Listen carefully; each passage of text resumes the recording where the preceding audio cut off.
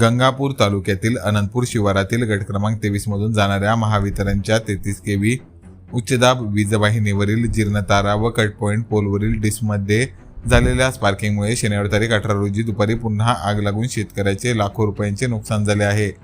या आगीमध्ये तुषार सराफ यांच्या सुमारे 2 एकर शेतातील पिकांसह झाडे, ठिबक सिंचन व्यवस्था, पाईपलाईन तसेच सागवानदारे, चौकट व खिडक्या जळून खाक झाल्या आहे। या आगीमध्ये एकूण 2,20,000चे नुकसान झाल्याचा अंदाज वर्तवला जात आहे।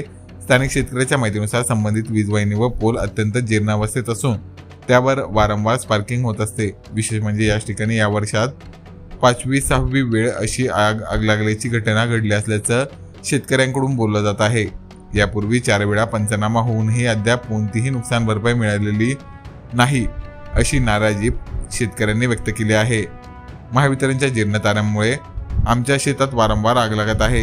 यावर्षी 5वी-6वी वेळ अशी घटना आहे।